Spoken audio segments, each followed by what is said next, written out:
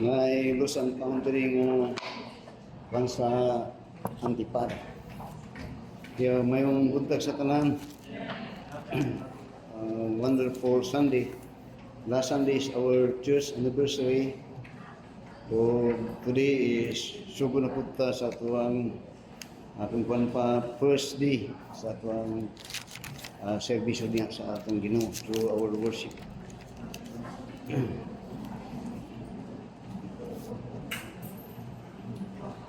Open your Bibles again with me in the book of Genesis.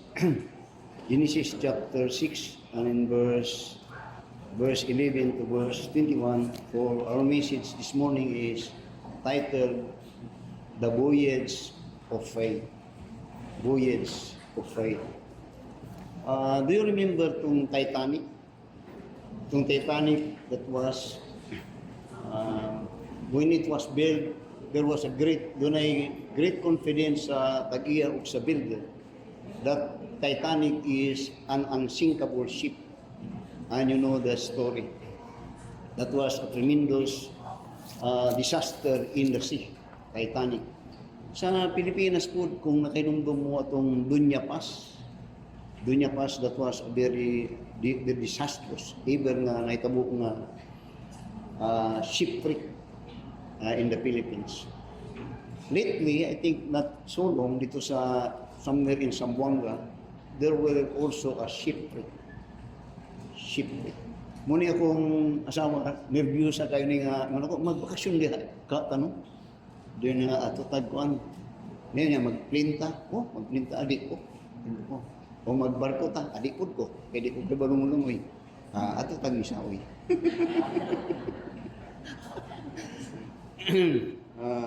The Voyage of Faith. Di ang tanong ko isulti, pero this came about na message. I have prepared a message about not under law, but under grace. Akong giuto. Tungod kaya itong kagahapon sa muang men's fellowship, gihatag ni nga message ni nga text ni Brother Gilmer. Nagpamati ko sa iyang mensahe, di akong ginatunan. Wapo ni nga wali. The Voyage of Faith. Bantay na kay individually mo na voyage, you are matago sa nagabiyahe na. Ayun na ito kay shipwreck sa Atlantic, shipwreck sa Dunya Pass, bagong shipwreck. I have, that was I think 1983, how that doon ako'y conference kay Atinan, 1 week dito sa Legazpi City. Pero via ang among flight ka na to, Pagadian City, going to Manila to Legazpi. Then pag uli, it was 1983 I think, akong gituyo nga muagi Baylan. Diretso ko din sa Baylan, sa Surigao. Pagtabok na mo sa Surigao, dito mi, nagkuhan mi sa tunga. Gibagyo man ang barko, brad. Ang lansa mo, di kayo, pero lansa nga dako, gibagyo man mi. Dito ko naka-experience kung sa kangingi kong nakasadagat na napag-iwan ka. What kay makita nga dakuin? Puros balod. Halos tanan ang mga pasahero, iya, ampo, mag-inampo anay. Then, ang problema na ito kay, nasuko ang kapitan kay kung ang hapak sa tubig, kami tanan, ang tanang pasahero, naadili tanan nga nag-cover sa mahapakan, mga di mapukuan. So, naging anang barko. Soko ang kano niya, gusto mo manglangoy ta? Dahil kay mo ang takilid ba kay nabukat ang gibuhat sa kuan gibahin mi ang malalaki diri nga side. Then magdon ako kini ulitaw pa ko ato mangyud adult tanaw pandami ang sound kani. Pero by the grace of God we had overcome it. Perting basana tang I experienced to be in a boat during in a typhoon, particularly sa Surigao Galpit. The voyage of faith. Now, our voyage in faith is sometimes kung di ka magtanaw, abinin mo sayo lang. Pero may mga bagyo nga atong pag-aagigan o ka nga atong tanawon, dinhi kan no. And I hope nga doon na tayo matunan. Of course, sa taga-misay natin doon, kung nagkakano nga magtuon, namin matutunan. Magamit sa inyo pagkinabuhi. So, first of all, Notice in Genesis chapter 6 at this time, the voyage of faith, particularly in the life of Noah. Now, notice in verse 5 up to verse 7. Genesis chapter 6, verse 5 to verse 7. Atong tanawon ang sitwasyon sa kinabuhi ni Noah in his lifetime, in which he exercised his true faith. But the condition of the world seems to be dili na ni kinahanglan. Kaya ang tanang tao, dili naman mayo. Now notice in verse 5, o kung sa din as we read it, compare this to what is happening in this world today. Yung niya sa verse 5, and God saw the wickedness of man was great in the earth, and that every imaginations of the thoughts of his heart was only evil continually. Now, ganyan buntag sa devotion, una po, evil spirit do not have body. Walay lawas ang spirit. Muna, God is spirit and it has no body. Evil spirit has walay lawas. Pero, mo in-house na siya sa mga tao. And even Peter was a victim of it. He has, wala ko nga bantay kita, kay usahay, bisag Kristohanon, bantay ta kay, by the time that you have, doon na kay mga hunang-huna nga dautan, ginatawag na nga evil thoughts.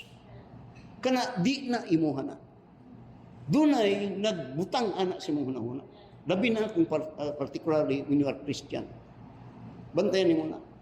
Mga, when evil thought come to you, kuning dapat mahibuan ninyo. Rebuke it. Don't allow it.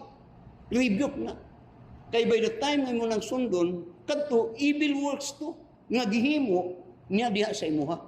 Muna later on, when you have come to realize, mali man to. Sa'yo to, dito angay to. Tulit na. Muna bantay kayo. So this time, muna din, notice in verse 16, and it repented the Lord because these people become evil. Pero sa sinugdan, maayo ba ang gibuhat no? Diyon niya, and it repented the Lord that he had made man on the earth, and it grieved him at his heart. And the Lord said, I will destroy man whom I have created from the face of the earth, both man and beast and the creeping thing and the fowls of the air, for it repented me that I have made them.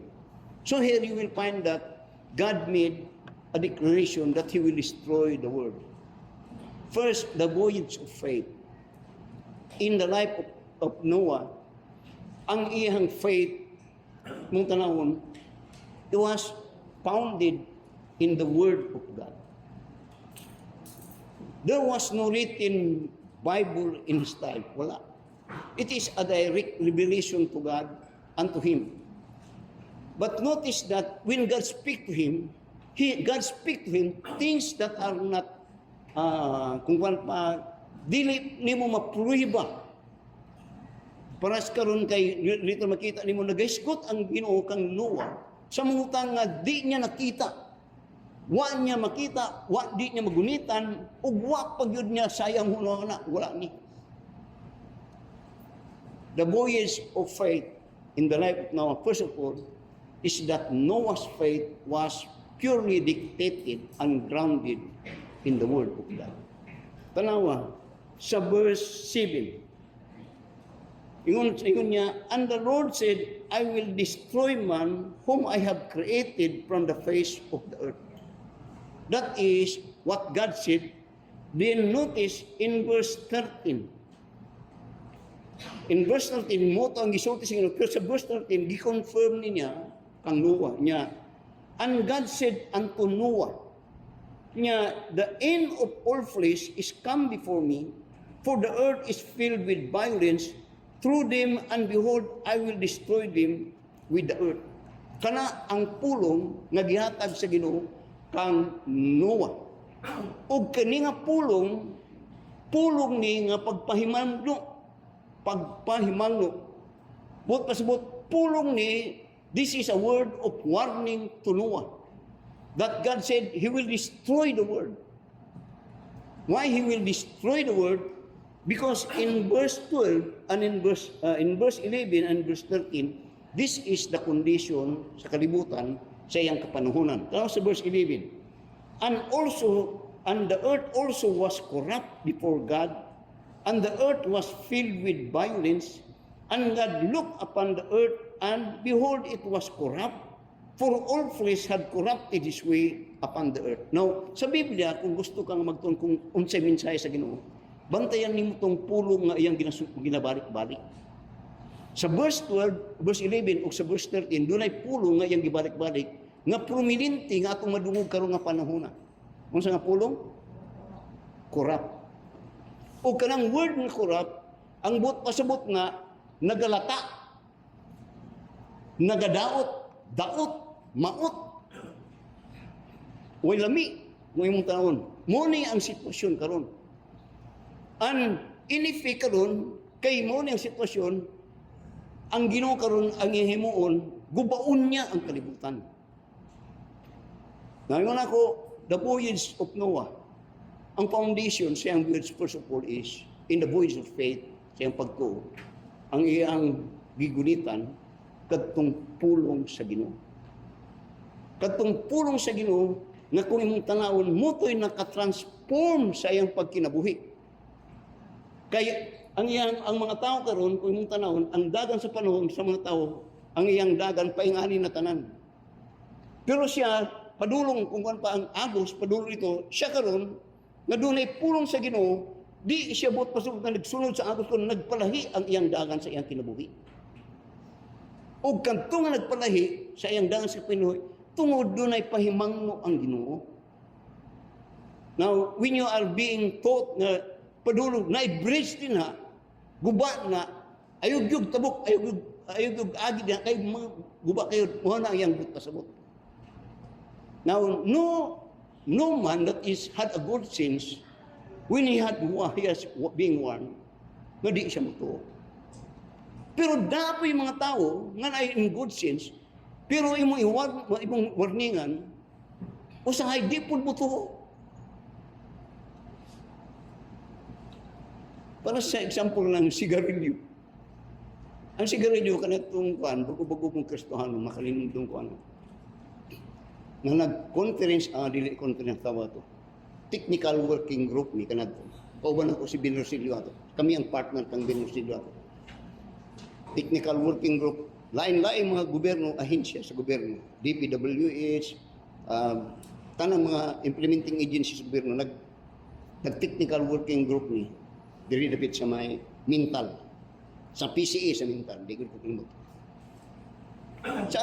Sa room ani, room sama ano, aircon ang room that was, basta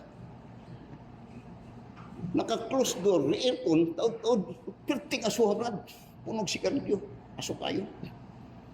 Yun pagka following day, si Bill Rosilio ito siya may takti pa ang puon. Doon ako iyang itulak. Ba siya kay bulong pag kung kismanon ko pagtindog na ako kayo, di bang kung kampo dayon. Nung ako nga, this gathering is a gathering among professionals. Pero, pero the question is, we are professionals, but we do not understand simple words. Tanaw rin sa atong portahan mo, dako kayo nakabutang ito, no smoking. Tanaw na rin sa sulod sa professional. Na puno at asudiri. Warning. Pero mo ay kinabuhat. Pero si Noah had a sense. He had faith on the one that give warning. And this is a warning that God had given. Now, kung mong tanawon sa 2 Peter, chapter 3, in relation with this, that warning as warning for a preparation. Because God will destroy the world by flood. And Noah believed in it. But here, just like in 2 chapter 3 also, in our time, doon na po'y warning ang Ginoo para mapanato kaniat po karon. Ngunit sa verse 10, sa 2 Peter chapter 3 verse 10 niya, but the day of the Lord will come as a thief in the night, in the which the heavens shall pass away with great noise, with a great noise, and the elements shall melt with fervent heat. The earth also and the works that are therein shall be burned up. saying then that that all these things shall be dissolved. What manner of a person ought ye to be in all conversation and godliness. Nga dili ginasulti, wala po warning sa atong maabot. Pero in which kini warning, naganapod taan nga voyage, nagahitabo kang Noah, pero sa atong sitwasyon lain. So dinhi kang Noah, when he exercised his faith, you will find that faith is anchored in the Word of God. Nga ang but pasabot, naka-anchor to sa Diyos nga nagsulti, nga unsa iyang isulti, matinuod o matinuod yun. And notice that when this faith came, you will find that when this Word of God came, tanawa ang iyang reaction. Tanawa, sa Hebrews chapter 11. Hebrews chapter 11. Notice in verse 7. Hebrews chapter 11, verse 7 now niya. By faith, Noah, being warned of God of things not seen as yet niya, moved with fear. Nga, notice the word, when he had heard the word of God, the word of warning, karon ang nahisulta diri is he moved with fear. Take note about the word fear. In which kanang word nga fear, dinha siya nagmanantayon o kana ang epekto dinha sa ningabot ang pulong sa Ginoo. He moved with fear. Unsay ibot pasabot nimo, pastor? Ang mga tao kanadto at that time walay kalisang sa Ginoo. Always nga the imagination of their heart was evil continually. When the imagination of the heart of man is evil continually, that is no fear of God. But here is a man that had heard the warning of God, ug ang iyang reaction kini he moved with fear. And you will find in the Bible when a person had that in his heart, the fear of God, then God said that man has wisdom. He had this understanding. Ang tao nga dunay pagkahadlok sa niya, doon na kaalam, mo decision na, mo buhat nagbutang, nga musubay dito sa kamayuhan o dito sa kahadlok sa Ginoo. He moved with fear. That faith now, nahimo na ron kung kuan pa, makimo na ning foundation siyang kinabuhi, kay kadtong iyang foundation nga ginatawag niya fear, kadto kaalam sa butang, sa pag-decide siya mga buhaton ani nga panahon. No, kini nga panahon dili ni sayon. Kay wa siya kung dili kung kuan pa, wala siya lang tanan lahi ang dagan. Now it is very hard to stand when you are alone.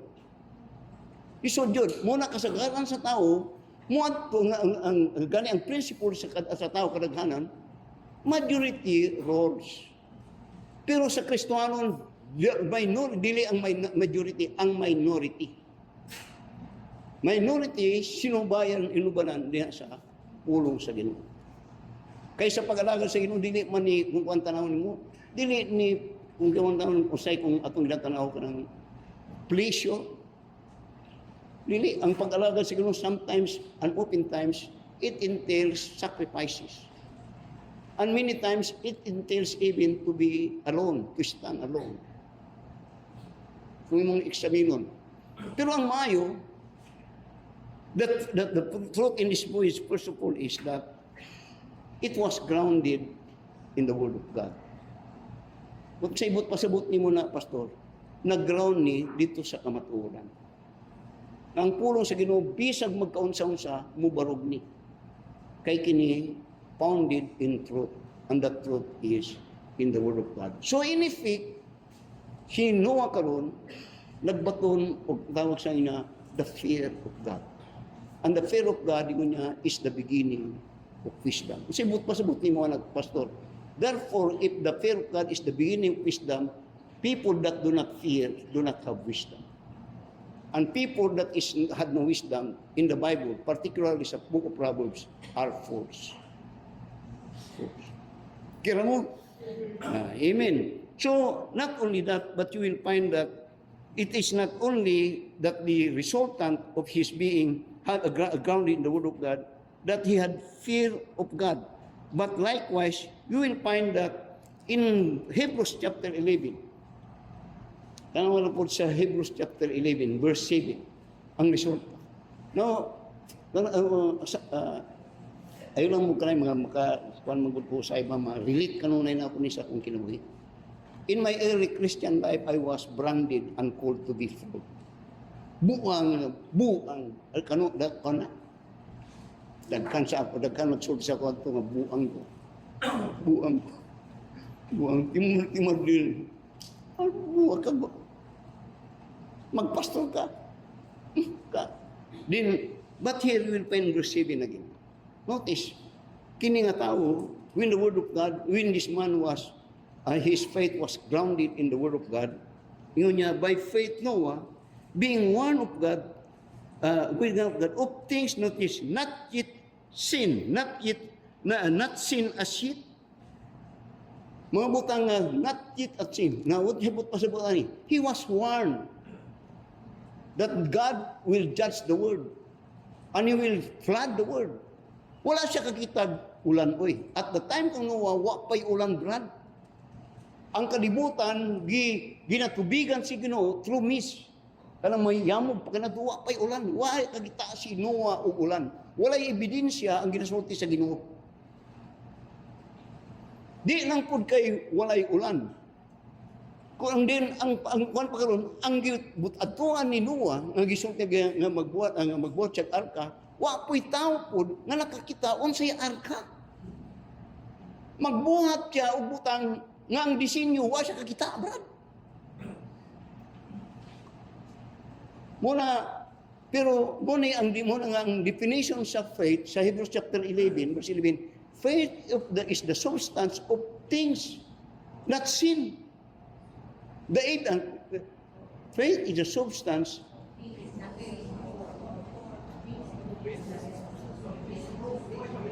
Faith is substance. Nasangot na gamay. Now, Hebrews chapter 11, powerful niya.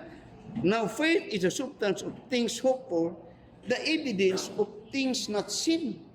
Muni, kang Noah, mubuhat siya og arka nga wa siya kakita, unsay porma.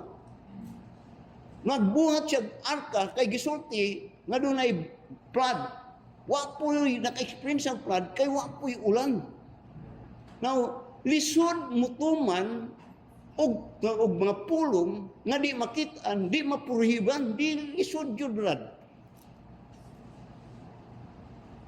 Muna nga, when we define faith, faith is simply believing what God says. Even if we do not understand what God says, muna ang pagtubo yan.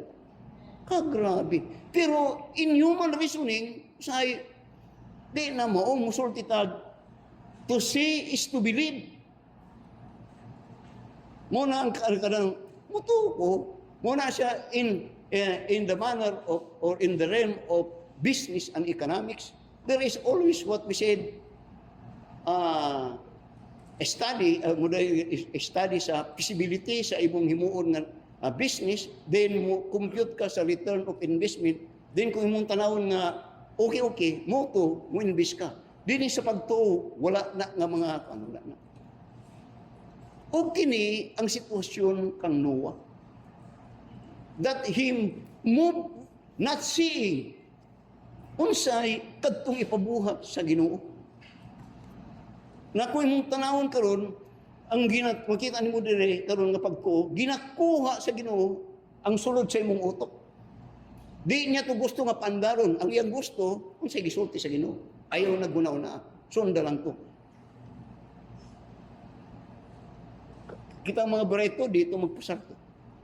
Muandar jud ta. The voyage of faith. First, Noah's faith was grounded in the Word of God. Amen. Do you have faith? Then, not only that, so again, so tanawa ron sa verse 13 karon. Sa Genesis chapter 6 verse 13. Karong hapon na itong not works and by. Sa verse 13. Kini ang gisulti sa Ginoo. Niya, and God said unto Noah, the word of God, niya, the end of all flesh is come before me, for the earth is filled with violence through them, and behold, I will destroy them in the earth. Now, kung mong tanawon ni, kung nag-aandal mong huna-huna nga ako, it's not that God, when He created, in Genesis chapter 1 to Genesis chapter 3, that when He created everything, He always ended, and it was good. And when He later on, sa second day, and it was good. Everything actually that God created is very good. Question, why He had to destroy those things that He created, whom He called to be good? Kung i-question mo na. Pero, notice that He is, this time mong tanawon, He's declaring a judgment.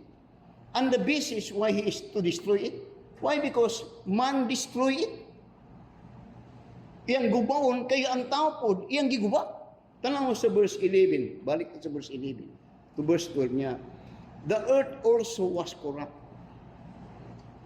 At tanaw, dictionary yung sanang word na corrupt. Kadaot, nagdaot. And the earth was corrupt before God, and the earth was filled with violence. Doon niya, and God looked upon the earth, and behold, it was corrupt.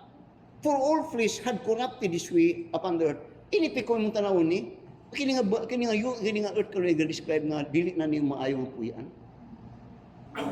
Kaya ang tanan wala naman. Everything. So, God here, you will find that He had poured out, declared His judgment.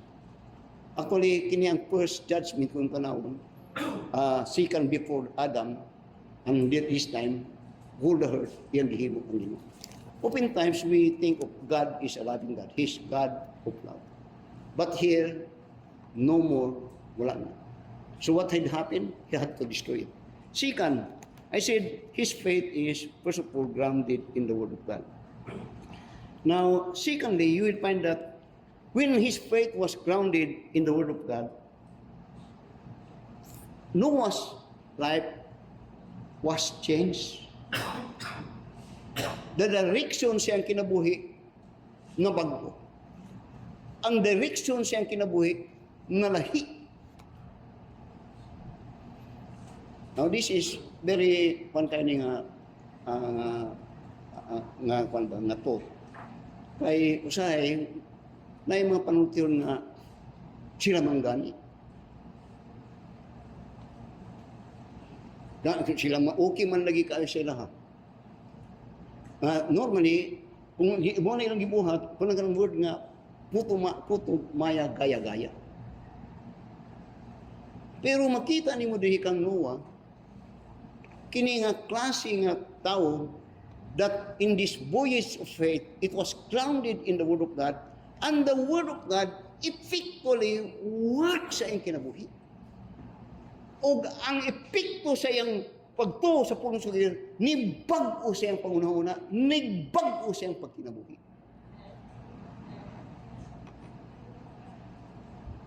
Nga ang buot kasabot, ang pagtuo sa Ginoo, mubag-o sa iyang kinabuhi. Malahi ka, malahi yun ka.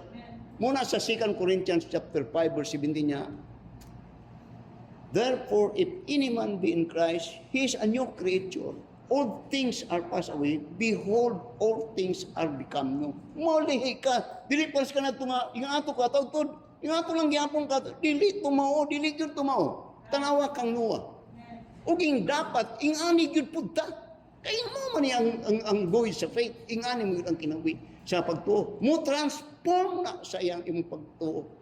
Mo transform na sa imong kinabuhi. Mo transform na sa imong batasan.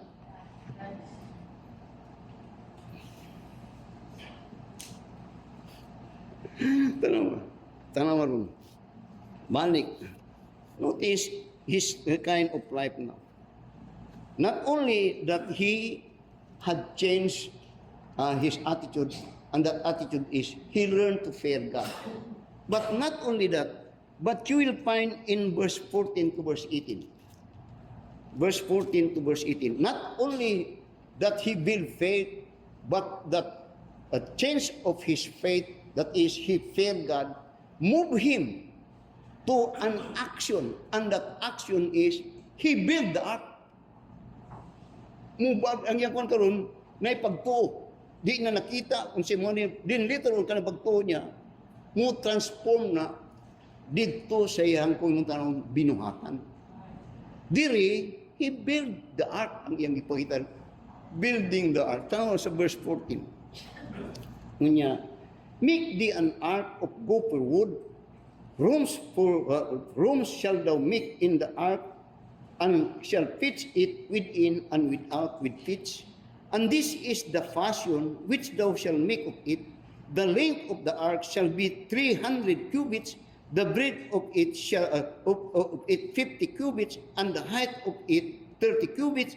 And the window shall thou make the ark, and it shall and in a cubit shall thou finish it above. And the door of the ark shall thou sit in the side thereof, with lower, second, and third, and behold, I even do bring flood of waters upon the earth to destroy all flesh wherein is the breath of life, and from under the heaven and everything that is in the earth and die. Ang buot pasabot, na siya ay found in the word of God. It brings, ang inang ko nag-transform, doon ay faith karon.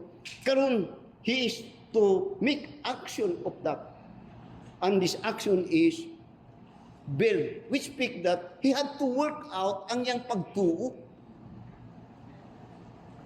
Pwede nga doon na kay pagtuo nga dili na mapatod ang sa imong kinabuhi o sa imong buhat. Amen. Knowing ang kanunin ako ni na sulti nga kanadto sa dili pa ta magtutuo, aktibo ka niadtong daan natong gisimbahan kanadto. I always see that. Ako ingana gyud ko kanadto. Dili gyud na kay nag-agi pugpug. Pero ang tulo sa Ginoo karon, after ka naluwas ka, kantong imong grabing vibration kanadto sa di pagkaluwas, nga ikaw pa ako'y bahala ani karon kadto ibutang nimo dinhi karon, diri karon. Take action.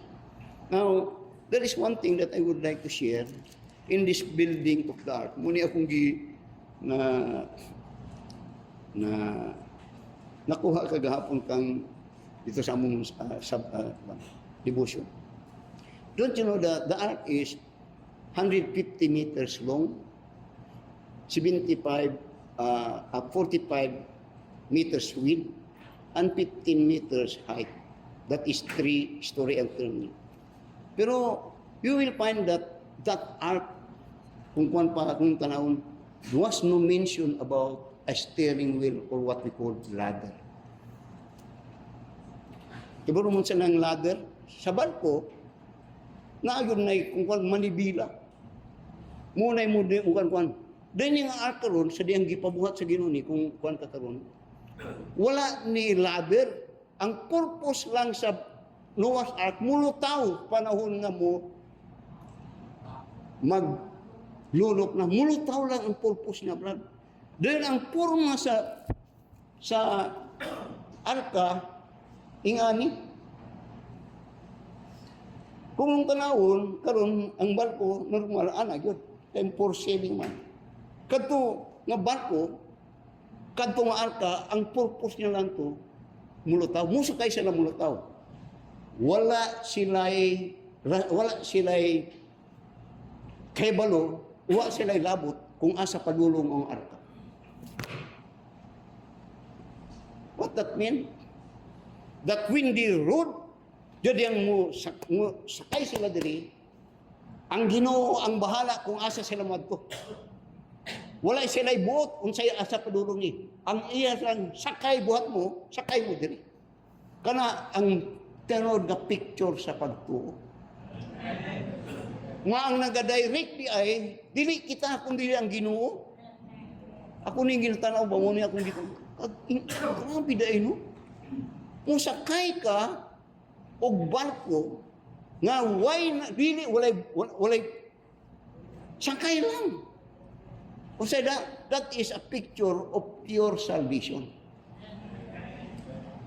That once even kung taon ang pagto na kay utok tanggalon sa Ginoo ingana gyud.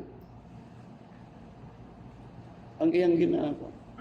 Nga sa ato pa walay ang program sa from the beginning unto the end hangtod ning sangko sila puli ang program it is all sa Ginoo.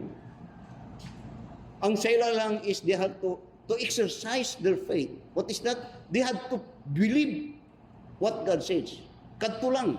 And God will take care for everything. Grabe, no? Tanong ako ning ginatanaw-tanaw ba atong ginatuan ba usahay kay now each one of us had its own voyage in our faith. Tagos sa kinato nga tay kaugalingong voyage. Pero ingani ba? Sama ni. Now take note nga sinuwalay gihatagan ani nga warning sa Ginoo. Gisinuwalang ang gihatagan sa Ginoo. Later on, kanang warning pastor later on, siya gihatagan pero he will warn actually ang mga tao. Pero siya lang ang gihatagan sa Ginoo ani. Og siya lang pod ang gihatagan sa Ginoo katungod nga buhat ani nga arka. Ang arka kung 150 meters long para ma-picture niyo diri, gikan diri ang 150 meters asa taman diri siguro hangtod doon na sa kanto. Kunya ang kalap doon 45 meters. Gikan dito paingon diri una to nga 50 kung mong sakaran mga aron diri dapita gyud. Ang kalapad. Kung mong taon grabe na nga trabaho. Doon atong panahon wala bay gabas. Wala ning materialis nga sama sa ato karon wala na. That is a very hard labor. Pero question nganong sinuwa man ang gihatagad pribilyo ana sa Ginoo. Ang tanaw sa Genesis balik sa Genesis chapter 6. Ano sa verse 8 to verse 10. Now you see sometimes when God give touch, it may be tremendous. But you will find that it was also a great opportunity. Ang kung pa garbo nga ikaw mapatrabaho sa Ginoo. That you are working for God. Pero tanawa sa nganong sinuwa man. Sa verse 8 niya, but Noah found grace in the eyes of the Lord. It was God seeing Noah, nakita niya kang Noah kini mabutangan ni. Then notice in verse 9, these are the generation of Noah. Then Noah was a just man and perfect in his generation, and Noah walked with God. Kana ang nakita sa Ginoo kang Noah. Kung mong tanawon, now when we work for someone, labi na kung taas ng authority, it was a great privilege. It is one-time occasion or one-time guard for all those people in his time. Pero ang ayo lang, kinamatawan na yung mga kusgan, kinamatawan ng kanya, mga kwan po siguro. Pero ang nakalahi, kini kang Noah yun. Kay satanan mga tao, siya ang nalahi. Kung sa ibot ni mong pasabot, pastor, nalahi siya, tungkol kay doon na siya ay prinsipyo. Kung kuwan pa na siya ay integrity nga tao.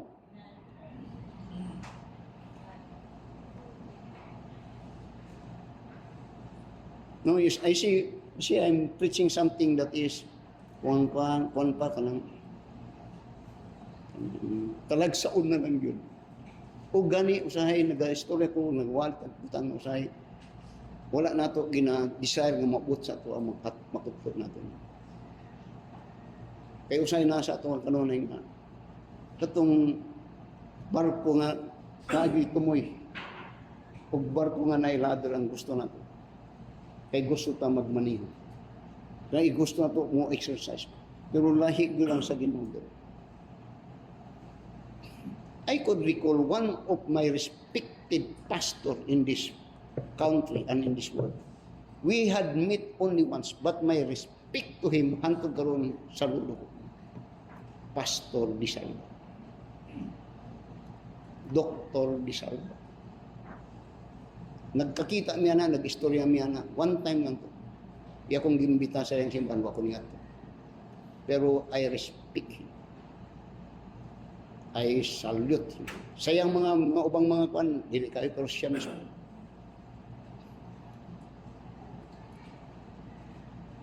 Amen. Now you see, it is a wonderful thing when God works to us. I mean to say, it is a wonderful thing when God works through you. It was great. That was great. Ngun niya, Noah was a just man, perfect in his nation, and Noah walked with God. So, Noah, faith was grounded in the Word of God. Second, that Word that was founded, that faith was that's one founded in the Word of God, changed his life. Build fear in God. To fear God means to say that in his time, he feared God but never feared man. Nahadlok siya sino, nung ka, kanong ka kay nahadlok siya tao. Ayang fear na sa ginagawa sa tao. Not only that, but secondly, his fear moved him to build, meaning to say, to action. But not only that he built, but you will find that as he built, as he built, which is also a show that he had feared God, is that he also preached. Meaning to say, God warned him, he warned people also. God told him that the word will be judged of God, that it will flood. He tell people. Dili siya selfish. Now, tanawa. Sa 2 Peter chapter 3. 2 Peter chapter 3. Tanawa sa verse naanapod ni ma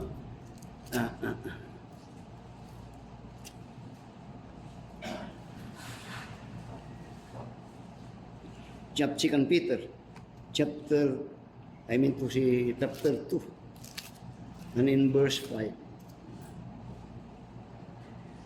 Tama sa 2 Peter chapter 5. Chapter 2 verse 5. Kunya, and spared not the old world, but saved Noah. Notice this, the eighth person, a preacher of righteousness, bringing in the flood upon the world to the ungodly. Makita niyo ng ayang pagtuo. Now, yung pagtuo is from the Word of God, and that from it builds wisdom, fear. Second, it takes that it was the foundation of his action he built. Not only that he built, but it shows ang iyahang dili nga kung kuan pa selfishness about the truth. He preached, he shared the message to others. Amen. Oh my, I could recall ka na ganihang buntag sa atong devotion. Ako lang i-share sa inyo, okay? In the beginning of the church was tremendously, kung kuan pa, very effective in the word of God. There was tremendous growth in the church sa subod, sa Book of Acts. Atong great one said, you will wonder nga nung ato ka-epektibo ang mga tao, ang mga magwawali ka na ito sa panahon ng Peter. Sa particularly sa chapter 2 hangtod sa chapter 5. Multitudes. Dili ho na ako, karon pastor, unsa naman eh. Now, kaniadto, in the beginning of the church, klaro kayo ang demarcation line about the church and so-called enemy of the church. Ang church karon, klaro kayo nga kini ang mga magtotoo, o klaro po kayo kini ang dili magtotoo. Kahibalo sila kung kinsay ilang kaaway o kinsay ilang daugon sa Ginoo. Kini ilang ginaaway ni. Pero later on, The devil, as always, as he opposed to God, and his opposition is evidence in his opposed to the church of God. What the devil did? He attacked the church within the church. Kaya to face, pagkita. Ang gibuhat sa demonyo, kay niya, silang ginatakin niya, nagadaghan man sila ang magtutuo. Ang iyang gibuhat karon, iyang gi-attack within. O naitabo karon, mo niyang pinakadiman. Na-disintegrate ang church, and eventually, the devil builds so much what we call counterfeit churches. That in effect, ang mga tao karon, pareha naman tatanan, pareha na tatanan. Ang naitabo karon, di na magkalaro asang tinudiri. So karon kung doon ay problema, diri-diri yun. Di na ba mananghid? Ingana na kayo si karon. But in the beginning, dili, uy. Mailhan mo. Very sad. Nakita niyo na. Dili nga na ka na ito. Muna karon kung na pastor sa kuha, ano man di, ito dahil iti speakers. Ano na ito. Pero I tell you, you will never build strong personality if you go to weak preacher that will not condemn and fight for what is right and what will not condemn what is sin. Karon bago lang, katong sikat na inyong congressman, ako itong bigalahan na po, kinaglagot ko. Dakto, kuyaw na ako kayo, pero ginahisi, dili mayo, ako nang ikaw. Pero ang mayo, when Noah preached, people are against of what he's preaching. They don't like it. They don't like it. Siguro sa unang adlaw ni Noah, pamutol niya magkahon, gabas siya. Diyon sugod na siya dukdok. Na yung sa katao niya ito siya, Noah, saan na mo ginabuhat? Pating dako ba ni kahoy, daganang kahoy pamutol. Illegal lagi mo siguro ni kahoy. Gabas ka, kaluya po niyo. Sa'yo buhat ito? Buhat mikbar. Saan ang barko Noah? Pagkukaan, pagkabulo na, basta isultihan ko sa Ginoo, mo na iyang designan. Para ko sa man. Para sakyan na mo kay bahaon man sa Ginoong kalibutan. Kung sa itong kakataw niya, kung saan ang baha Noah? Wapod ko kay balo. Ha? Wa ka kay balon siya lang? Wapod ka kay balo pa? Anong gabuhat mong ka? Tulayon itong, ato siya mga parinti. Kaluang mong Noah? Man, ato dito, gabuhat o arka. Saan ang arka? Wapo kay balo. Sino nga? Kay balo? Wapo kay balo. Nga naman, kay doon ay baha. Saan ang baha? Mut lang. Sino nga? Wapo kay balo. Ha? Kakabipod na, oy. Yung sinasong magbuhat siya. Kaya ang linupan ang kalibutan. Sa Ginoo yang we will judge the world. Kadtong gigunatan ni Noah. And people dito ron nagkakatawa na.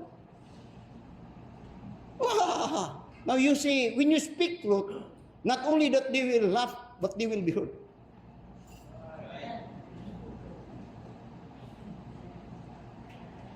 The voyage of Noah's faith, I tell you, is not easy. Why? Because he's standing alone. He's standing alone. He should.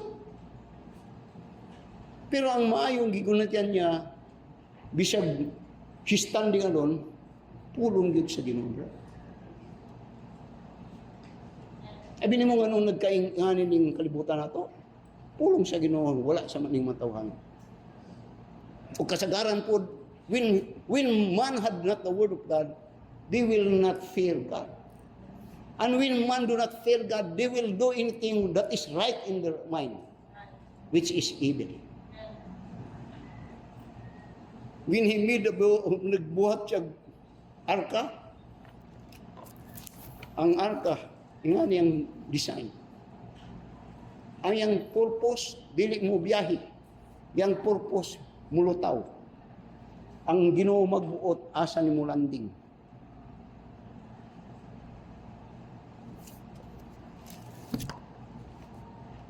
Lastly, Noah's faith was grounded in the Word of God, and it built fear in his heart. Then it takes action to build the ark. And not only that when he built the ark, he's also warning, sharing to people why he had to build the ark. This is our only hope for salvation. A picture of the Lord Jesus Christ. Now, tanawa, lastly, and very quickly, tanawa, sa verse 22, Genesis chapter 6, verse 22. Niya, thus did Noah according to all that God commanded him, so did he. Not knowing where he went, not knowing how so many. That is faith. God, he did it. Question, nasayang iyong panahon? Nasayang ang iyang kago? Now, notice what had happened. In verse 5, Genesis chapter 6 now, 7 and verse 5 now. And Noah did according unto all the Lord commanded him. And Noah was 600 years old when the flood of waters was upon the earth. And Noah went in, and his sons, and his wife, and his sons' wives with him into the ark because of the waters of the flood. Lastly, Noah's faith was not only that it was evidenced by his exercise of faith, but also the influence that he made. Lastly, the influence that he made. Isang influence, Pastor, to his family. No one believed Noah. No one. Kung napa siya ginikanan, na siya kaigsuonan, you see the Bible. Wala ito. Iyang mga parinti, wala yun. It's hard to stand. Pero it doesn't matter. No man, his wife believed on him. Muna bantay kutang mga amahan. Nga in this voyage, tarungon yun nato. Kaya usahay, now ingani, I always say this sa ato ang mga, during our fellowship sa Corpus. And I have been preaching that, then I give up that to the men. Na akong build up ang mga leadership sa men, sa simbahan. That men should be the head of the home. Pero there was a time that I preached on the subject in Abatan Church. Kaya balo ko nga, one of it ay duhagan sila ng offend. Kaya mo ningon ako, kung inyong bana will go against God, don't follow him. Ayaw, if he is against God, kung adto na ganay mo sa mayo, ayaw sunda yun. I rather obey God than men, ang akong gisulya. Mga critical. Ako nagadusok og leadership din sa mga men. Pero kung by that, mo na nga main bantay mo, kung buhat mo magbutang decision, tanawa yun. Ayaw tanawa imong kagulihon. Ang epekto na sa imong pamilya, sa imong mga upo, o imong generation, bantayan mo na. O ang testimony nga ilang hinumduman diyan sa inyo. Now this, hindi ko nagkakuan, pero very critical. But here is a man, si Noah. Kini ang maayo. He fight for what is right. He go against kungkural. No one believed him. But he stand for God and he stand for his faith. Ang maayo, doon ay asawa, Brad, nag-uban siya. Ang maayo, doon ay mga anak, nag-uban siya. Naayo nga doon ay mga nag-uban siya. Bantay mo. There are those na kung tayo mo kung win the leadership, tanaw ng leadership, mo disintegrate gani na sa tibok panmalay, dili na giyahan sa Ginoo. Bantay yun, bantay yun. I've been a pastor now for 23 years. Doon na sa kapamilya ka na ito, rin nagsulti sa ako. Ayan yung nakadugog ng umbon niya. Muhawa miya ng simbahan, tumba man yun ni. Pikat, ang naitaburon, yung panimalay, bungkag. Kating bungkaga yun na sinuon. Diri ka na to, whole family sila. The devil will always try to destroy the church. We have an enemy. Be watch out. Always protect your mind. Because it will start in your mind. Watch, when the devil attacks you, dinin mo siyang dawaton, watch siya ikasulting maayo sa taong nagatindog din. Kanawa, kung nga ba siya makita ng maayo. Pero here is Noah, whose voyage of faith was long. But at the end, there was great reunion in that ark. His wife, his sons, and sons-in-law. He influenced. Likewise, he influenced the world. He tried to influence the world. But the world could not believe. The foundation of Noah's faith, they could not believe. What is that? The word of God. What is that they did not believe? Because they could not see it. There was no rain. The ark was made, not designed kung kuan pa karong panahon. But sa ilaha, I will build a ship, an ark. It must be, the ark was purely a picture of salvation. It was actually, when they build the ark, they are submitting to the Lordship or to the Lordship. Amen? Protect your voyage. Ang pinga ang inyong biyahe sinupagpo. Akong asawa, hadlok siya mo biyahe dagat. Di ko kay basig magbalod. The word voyage is applied because it will always muad tumulutaw din nagdagat. Doon nag-ibagyo. Bagyo. And sa bagyo, there are fears. There are hurts. But when Noah built it, it is that, Lord, have thine own way. Have thine own way. Thou art the path. I am the way. Mold me and make me after thy will. Protect your voyage. It has all in stand up. Our dear Heavenly Father, Lord, salamat sa panumdum din sa mong pulo. Our faith is like a voyage, nagabiyahe. And we do not know in the sea. There may be storm, typhoons. But yet, just like Noah, help us to build a strong faith. That the purpose of that voyage is a taste of faith. It is a taste of belief. It is show of loyalty. It is show that we humbly cling unto thee.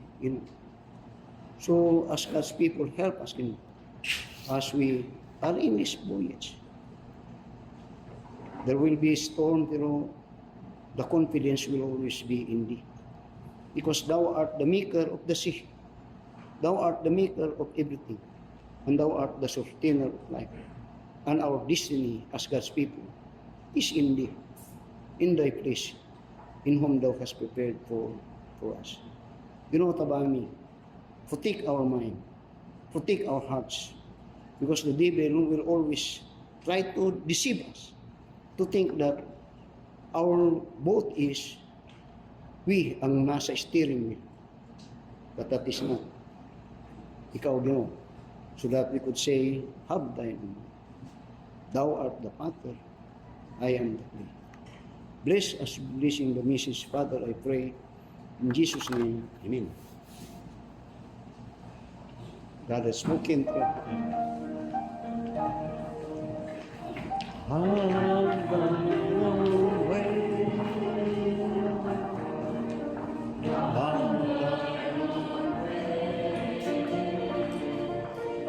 Thou art the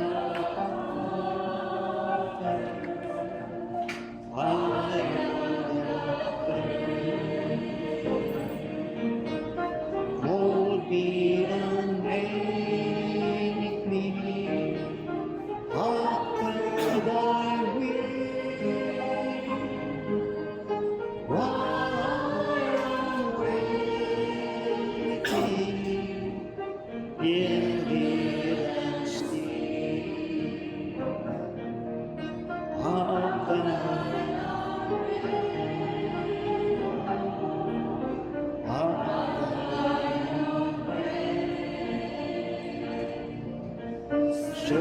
me and try me,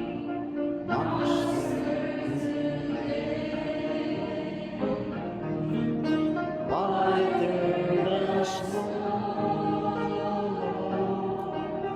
Wash me just now. Wash me by presence. Humbly I have thy own way, Lord. Have thy own way. Won't hear and weary. Help me, I pray. Power of glory is gone. Touch me and heal me.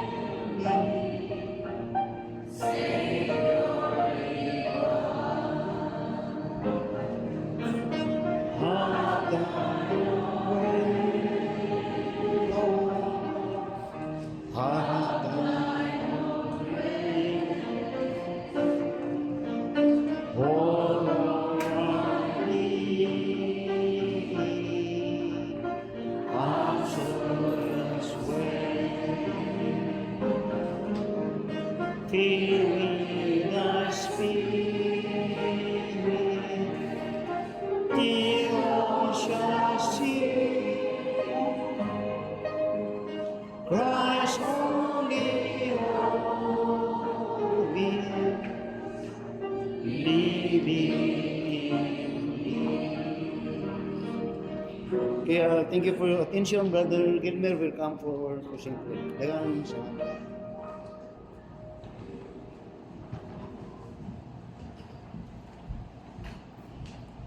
Kaputa, among dalaygon may gugmahon nga kalipay kami o napanalanginan kami sakto Ginoo ning kabuntagon sa imong mga pulong entitled The Voyage of Faith. Sama ni Noah Ginoo nga nagasunod kanimo, nagahimo sa arka nga igo lang sila nga mosakay, walay timon, walay propeller, walay makina.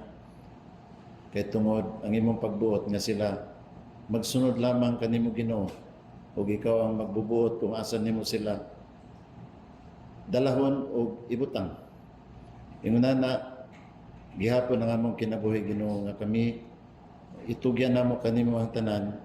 Ikaw ang magtimon sa among kinabuhi, ikaw ang mag-navigate sa among kinabuhi, ug dili kami magbaton og kagalingon namong helm or propeller Ginoo o steering wheel. Nga aron maadto kami sa insakto nga imong kabubuton sa among kinabuhi. Nay mga mga Kristohanon Ginoo nagbuot sila silang kagalingon. Apan ang mahitabo maadto sila sa kaalawtan Ginoo. O padayon kami nga nagatugyan kanimo Ginoo nga ingnan imong paghimon sa mga matag-usa nga kinabuhi, matugyanon Ginoo, ikaw ang magbuot, ikaw ang mag-navigate, ikaw ang direct ka namo Ginoo sa mga matag-usa nga kinabuhi. Pasayloa kami Ginoo kung na kami mga kakulangan o kamalian Ginoo atubangan kanimo. Ayo tuguti nga ang kaway Ginoo mo, influence ka namo o mawala kami sa among direction, which is imo nga direction Ginoo. Imo Ginoo nga among faith grounded diha sa imong mga pulong. O makausap pa Ginoo ayo tuguti nga ang demonyo magguba sa among kinabuhi and even our influence sa among family o sa uban nga katawan Ginoo maguba usab Ginoo. Salamat Lord sa message morning. Padayon ikaw Ginoo nga mag-guide ka namo sa matag adlaw. Ikaw ang amuang steering wheel, ikaw ang amuang helm, ikaw ang amuang rudder, ikaw ang amuang propeller Ginoo. Kung asa nimo gusto kami nga ibutang. Salamat kang pastor, salamat sa imong paggamit kaniya. Salamat sa presensya sa matag-usa karon Ginoo. kita nimo ang matagos nga kasing-kasing nga desirous Ginoo nga mabusog, mapuno ug magiyahan sa imong mga pulong. Bani kami sa mong pagpauli karon Ginoo, ihatag ang safety sa mga dalanon ug amo ginabalik diha kanimo Ginoo ang tanang dungog ug kahimayan. O kay ikaw ang ngayon lamang Ginoo nga among simbahon ug pagadayon. Kining tanan namong ginatugyan, ginapasalamatan in the most precious name of Jesus Christ, our Lord and Savior. Amen. Nay, sudlanan sa Antipara ay kalimot wa lang dire. Kini. Sig nakalimot